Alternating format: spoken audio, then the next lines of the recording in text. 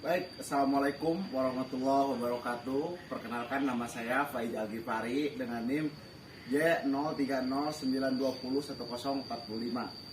Di sini untuk melanjutkan materi praktikum mesin peternakan, saya akan menjelaskan mengenai satu mesin, yaitu mesin perah untuk sapi perah. Itu jelasnya.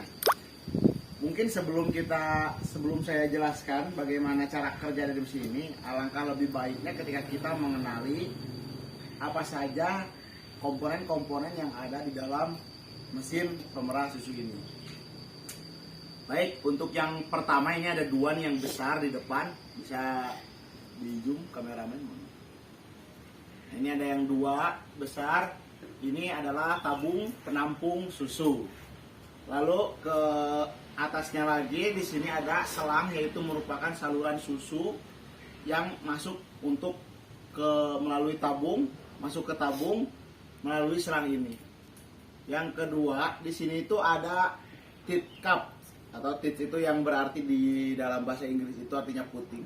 Jadi ini puting untuk memasukkan terhadap puting sapi, dimasukkan pada puting sapi yang akan berfungsi untuk menyedot dan memerah susu sapi yang ada pada indukan sapi tersebut. Lalu untuk di sini ini ada yang seperti pengukuran angka, kameramen. Nah, ada yang seperti pengukuran angka. Ini adalah vakumeter. Nah, kalau di sini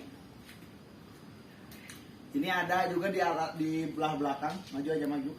Di belakang ada yang namanya vakum pompa. Jadi ini yang berfungsi untuk memompa di bagian cup teat ini, dipompa dari sini gitu ya. Dipompa dari sini untuk supaya susu itu bisa keluar dengan lancar. Baik, setelah kita tahu bagian-bagian mana saja dan juga sedikit tadi ada paparan mengenai penjelasannya. Jadi ketika kita akan menggunakan alat mesin perah ini, kita biasanya itu diangkat, kemudian kita dorong gitu ya, diangkat dari sini kemudian didorong seperti ini di area farm gitu ya, di area peternakan.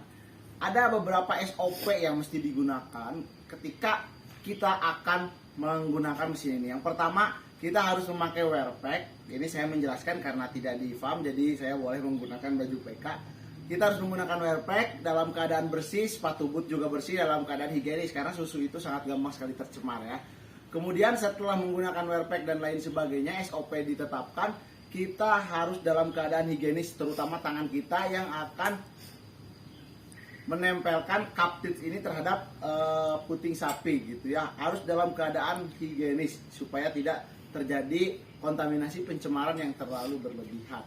Lalu untuk perawatan dan penanganannya, jadi pada saat sebelum digunakan ini harus dibersihkan terlebih dahulu alat-alatnya. Ini tidak dibersihkan karena memang sudah lama ya, mungkin tidak dipakai juga, sapi perahnya tidak ada.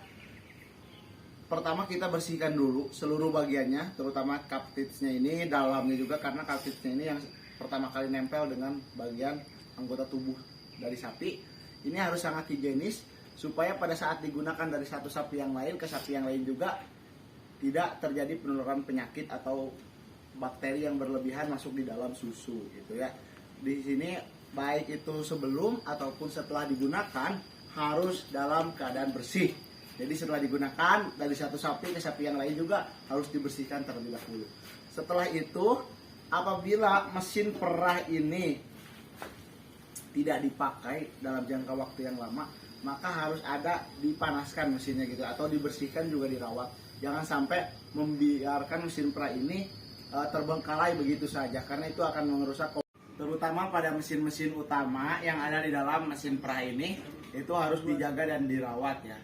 Mungkin sekian dari saya, Faiz Al-Ghifari, atas pemaparan mesin perah ini. Wabillahi taufiq wal hidayah. Wassalamualaikum warahmatullahi wabarakatuh.